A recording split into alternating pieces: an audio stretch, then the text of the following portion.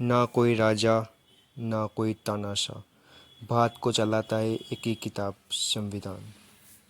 1947 में आज़ादी के बाद भारत को एक मजबूत सिस्टम चाहिए था। तभी डॉक्टर भीमराव अंबेडकर और उनकी टीम ने मिलकर बनाया भारत का संविधान। ये संविधान हमें देता है हमारे अधिकार, जैसे बोलने की आज़ादी, बराबरी का हक और न्याय, और साथ ही दिखाता है हमारी जिम्मेदारियां भी।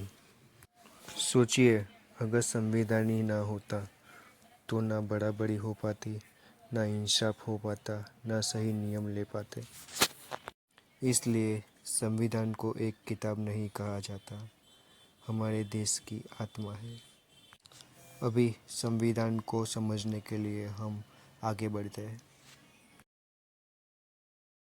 ठीक है, आपने पूछा है भारतीय संविधान का अनुच्छेद 30, आर्टिकल 30। इसे मैं आपको स्टोरी के रूप में विस्तार से आसान हिंदी में समझाता हूँ। कहानी: गांव का मदरसा और बच्चों का सपना।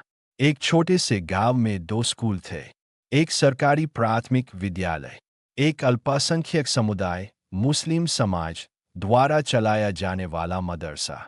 गांव के मासूम बच्चे दोनों जगह पढ़ते थे।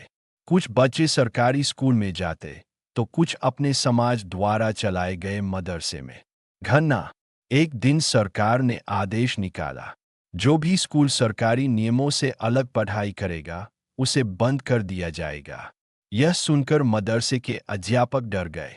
उन्होंने सोचा, अगर हमारी आज़ादी छीन ली गई तो हम अपनी संस्कृति और भाषा में बच्चों को कैसे पढ़ाएंगे? हमारी पहचान मिट जाएगी।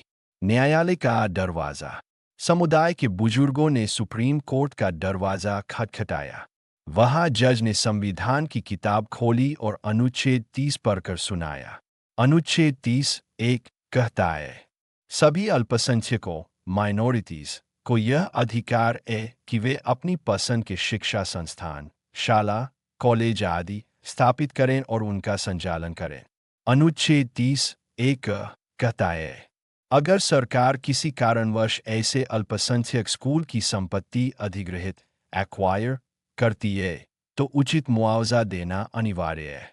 अनुच्छेद 30 दो कहता है, सरकार किसी भी अल्पसंख्यक शिक्षा संस्थान से यह कहकर मदद अनुदान देने से मना नहीं कर सकती कि ये अल्पसंख्यक का स्कूल है। निर्णय: जज ने कहा, इस देश की खूबसूरती विविधता डाइवर्सिटी है। अगर अल्पसंख्यक अपनी भाषा, धर्म, संस्कृति और शिक्षा को संभालना चाहते हैं तो यह उनका मौलिक अधिकार है। सरकार इस अधिकार में हस्तक्षेप नहीं कर सकती। मदरसा बच गया और बच्चे अपनी संस्कृति के साथ पढ़ाई जारी रख सके।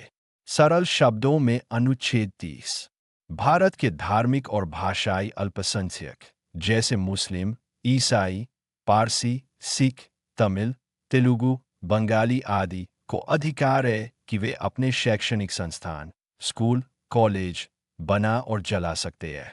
सरकार इन संस्थानों को बंद नहीं कर सकती। यदि सरकार उनकी संपत्ति लेती है तो उचित मुआवजा देना होगा। सरकारी मदद ग्रांट देने में भेदभाव नहीं किया जा सकता।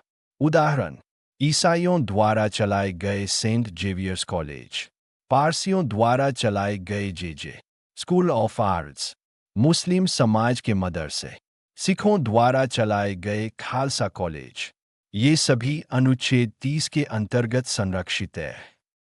इंडियन कॉन्स्टिट्यूशन के आगे के अध्याय को सुनने के लिए बने रहिए इस चैनल्स पे। सब्सक्राइब कीजिए, लाइक कीजिए, शेयर कीजिए।